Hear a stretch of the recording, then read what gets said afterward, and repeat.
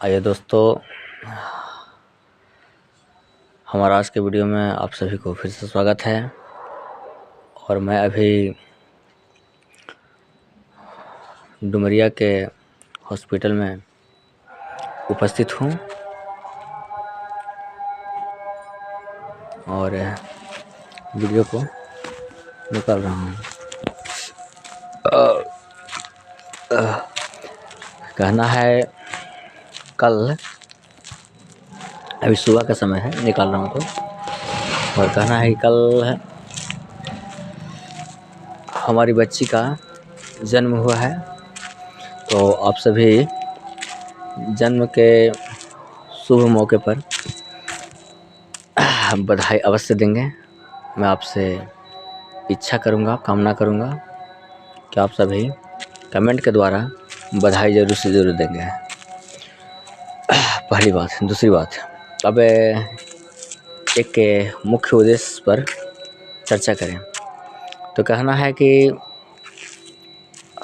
कल हमारी बच्ची का जन्म हुआ है। तो समय बतला देना चाहूँगा कि कल 13 तारीख है 12 के महीना 2025, यानी 13/12/2025। समय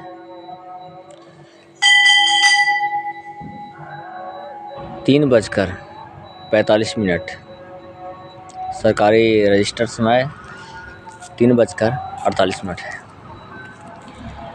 तो हमारी बच्ची का जन्म हुआ और इस बीच बता देना चाहूँगा कि बहुत लोगों में भेदभाव होता है कि बच्चा होना चाहिए, बच्ची नहीं।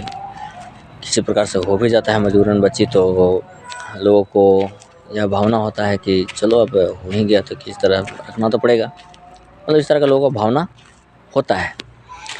बहुत ऐसे लोग हैं। और फिर दूसरी डर से बचने के लिए चाहते हैं कि बड़ा ऑपरेशन का सामना नहीं करना पड़े, क्योंकि उसमें काफ़ी ज़्यादा परेशानी भी बढ़ता है और इसके साथ साथ है कुछ खर्च भी ज़्यादा पहुंच जाता है। बावजूद इसके बाद भी माँ बच्चे पर क्या प्रभाव पड़ेगा, इसका भी कोई ठिकाना नहीं रह पाता है।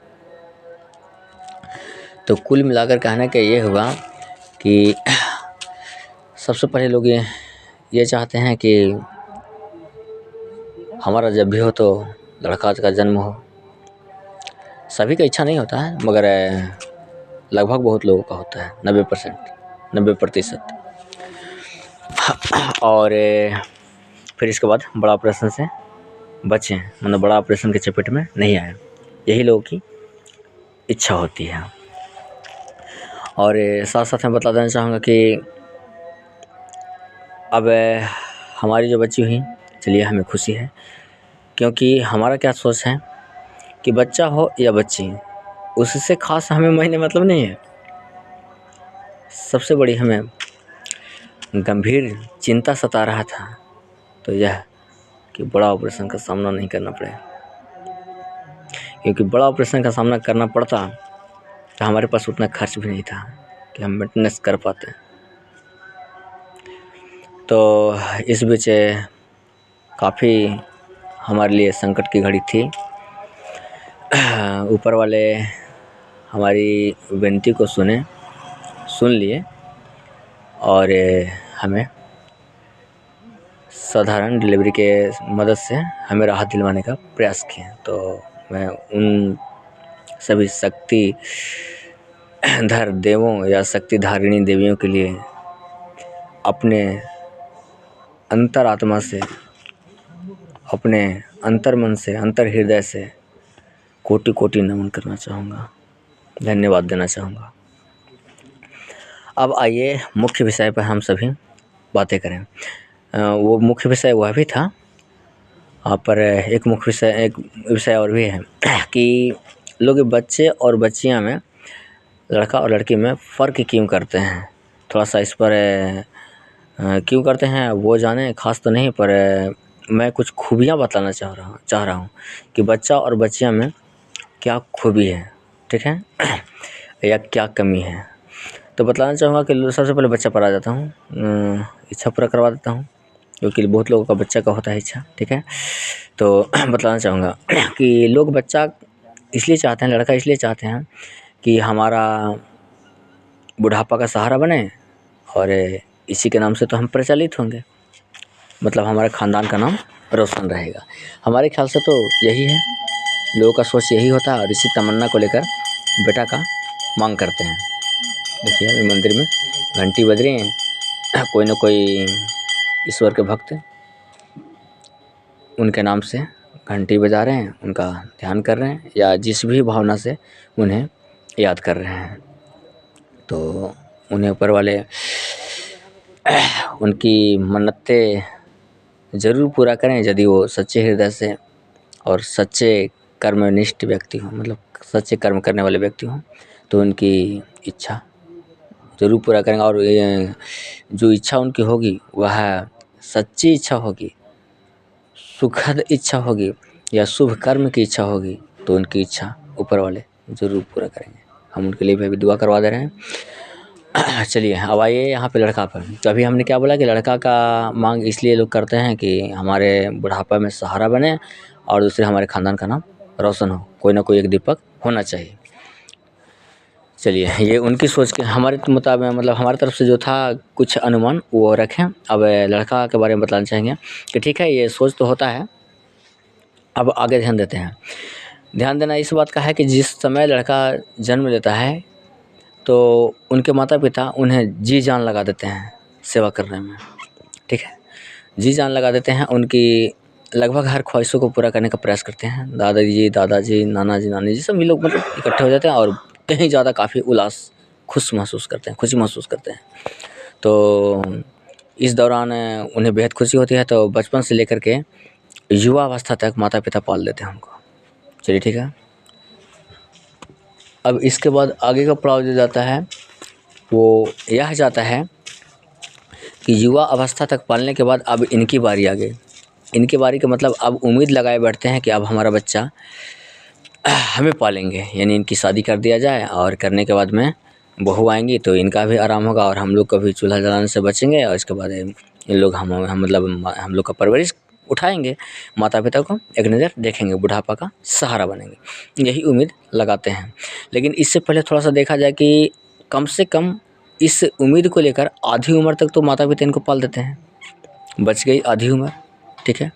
आधी उम्र के बाद यदि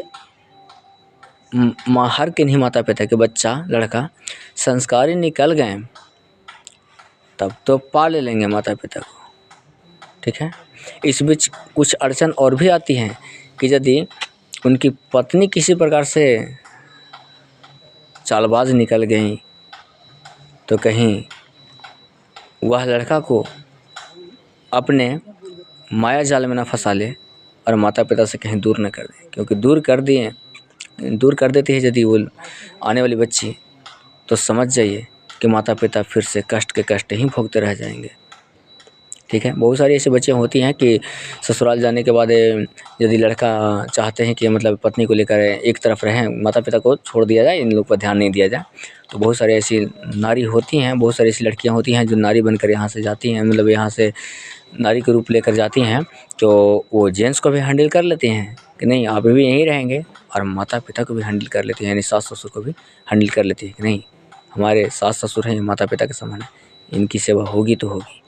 बहुत सारी नारियाँ हैं, ठीक है। लेकिन बहुत सारी ऐसी भी नारियाँ हैं जो जेंट्स को अलग रखना चाहती हैं। तो इस बीच यदि जेंट्स बैलेंस वाले व्यक्ति हों, सोच समझ वाले सूझबूझ उनके अंदर हो, तो उस स्थिति में नारी को भी संभाल लेती हैं और माता पिता को भी संभाल लेते हैं, मतलब नारी को भी संभाल लेते हैं और माता पिता को भी संभाल लेते हैं।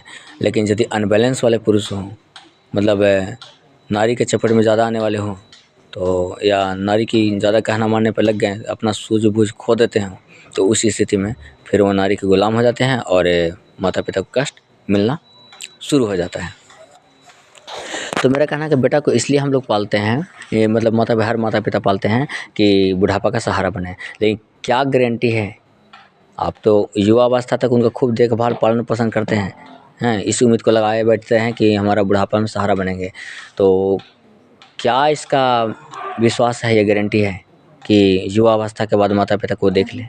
और यदि ना देखे तो, यदि नहीं देखते हैं तो माता पिता उतना मुश्किल से उनको पाले भी, पोसे भी, युवा भी कर दिए, जवान भी कर दिए हैं, और इसके बाद जब माता पिता को सेवा लेने का समय आया, जब बुढ़ापा का समय आया, तो यह लड़का जो जवान हो चुके हैं वो देखने से इनकार जा रहे हैं। तो सोचिए, लड़का रखने से फ़ायदा क्या हुआ?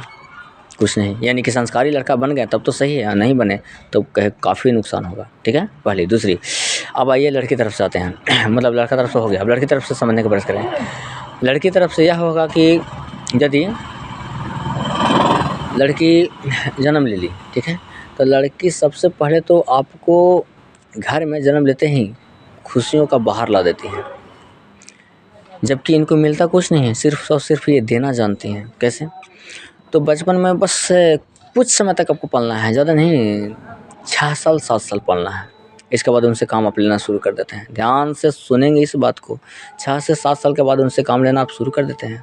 मुन्नी गिलास लाइए, बच्ची गिलास लाइए, बेटी गिलास लाइए, खाना लाइए, थाली लाइए, मतलब मांगना शुरू कर देते हैं ना। और धीरे धीरे उनको चूल्हा लाइन में उतार देते हैं, यानी खाना बनाने के लिए सिखाना शुरू कर देते हैं। और इसके बाद जैसे ही 8 साल 9 साल की हो जाती है बच्ची, तो उसको पूरी तरह से मतलब नाम रजिस्ट्री करवा देते हैं। नाम रजिस्टर्ड करवा देते हैं कि आप गृहिणी का काम संभालेंगे, यानी घर का काम संभालेंगे, चूल्हा चौकी संभालेंगे। और वह बच्ची गार्जियन की तरह पूरी जिम्मेदारी के साथ सुबह और शाम खाना भी आपको बना कर देती हैं, बर्तन भी मांजती हैं। कोई दरवाजे पे मेहमान आए, उनका भी देखभाल कर लेती हैं। बात को समझने का प्रयास करेंगे। यानी वहाँ से लेकर के 9-10 साल से लेकर के कहा जाए, या 7 साल से लेकर के कहा जाए, वो संभालना शुरू कर देती हैं। और वो आपको जब तक उनका शादी नहीं कर देते हैं, 18 साल 19 साल या 20 साल जो भी उम्र उनका चला जाता हो, तब तक आपके दरवाजे पर एक बॉडीगार्ड की तरह कहा जाए या नौकर की तरह कहा जाए, आपका पूरी तरह से देखभाल करने का पूरा प्रयास करते हैं, और एक विश्वासी नौकर की तरह। हमारी बात को समझ पा रहे हैं? तो वो पूरी तरह से देखभाल करते हैं। चलिए, अब इसके बाद जब उनकी शादी कर देते हैं, तो शादी के बाद क्या होता है, अगले के दरवाजे पर जाते हैं, तो वहाँ डरी सहमी सी जाती है, डरी सी जाती हैं, सहमी सी जाती हैं, क्योंकि एक नया परिवार में जाती हैं। ठीक है, वहाँ का परिवार कैसा होगा, ना जाने कैसा होगा, मतलब क्या मिलेगा, इज्जत मान सम्मान मिलेगा, प्रतिष्ठा मान सम्मान मिलेगा या नहीं मिलेगा, क्या होगा पता नहीं, डरी जाती है। लेकिन यदि वहाँ गलत लोगों के हाथ में लग गई तो भी चूल्हा फूकना है, लेकिन दुख के साथ चूल्हा भी फूकना है, घर संभालना है। उसके बाद 4 ताने, 4 डंडे, 4 गाली गलौज वगैरह वगैरह, मतलब बहुत तरह का ताना सहना पड़ता है। ठीक है, और यदि जेंट्स अच्छा खासा मिल गया, परिवार उनका अच्छा खासा मिल गया ससुराल के, तो भी चूल्हा फूकना है, यानी कि वहाँ जिम्मेदारी लेना है। यानी कि लड़की जात जो है ना, तो सिर्फ और सिर्फ जिम्मेदारी लेने के लिए आई है। मायके में थी, नैहरा में थी, नैहर में थी तो भी जिम्मेदारी ली, ससुराल में गई तो भी जिम्मेदारी ली। सोच सकते हैं लड़की की कितना बड़ा रोल है, कितना बड़ा रोल अदा करते हैं, कितनी बड़ी भूमिका निभाती हैं लड़के। इस बात को सोच सकते हैं। यानी ये धोखा कहीं नहीं देती है, कहीं नहीं देती है। ठीक है, हाँ, आजकल की लड़कियाँ कुछ लोग गलत कदम उठा ले रहे हैं कि माता पिता से बिन कहे किसी लड़का को पसंद कर लिया और लड़के के साथ फरार हो जा रहे, भाग जा रहे हैं। ठीक है, और ये बहुत बड़ा गलत है, मैं बहुत बड़ा गलती मानता हूँ इस बात को। अच्छा, ठीक है, लेकिन एक बात बताना चाहूँगी, वो लड़की वहाँ पे जाने के बाद चूल्हा फूकेंगी ही फूकेंगी। ऐसा थोड़ी कहेंगे जेंट्स कि आप खाना बनाइए और मैं ऐश करूँगा, और उनके जेंट्स खाना बनाएंगे उनको खिलाएंगे, नहीं। ऐसे हालात आएगा ना तो जेंट्स छोड़ देंगे रास्ते में, बीच रास्ते में फेंक देंगे कि आपको लाए हैं जिस प्रकार से चुरा करना, उठा के फेंक देंगे। और लड़की मायके जाने के लायक भी नहीं रह जाएगी, किसी अपने परिवार में मुँह दिखाने के लायक भी नहीं रह जाएगी। ठीक है, और वो फिर दूसरा लड़की पकड़ लेंगे लड़का। इसीलिए कहने का कुल मतलब क्या हुआ कि लड़की यदि किसी लड़के के साथ भाग कर भी जाती है ना, तो वहाँ भी उनको चूल्हा फूकना ही पड़ता है। हमारी बात को आप समझ पा रहे हैं? तो कुल मेरा कहने का मतलब क्या है कि लड़की जात जो है से जन्म से लेकर जब तक उनकी मृत्यु नहीं हो जाता है, तब तक वो नौकर की भांति, और एक विश्वासी नौकर की भांति नैहर में भी, अपनी मायके में भी फर्ज निभाती हैं। ठीक है, वो आपको वसूली देकर चली जाती हैं, और साथ ही साथ आपको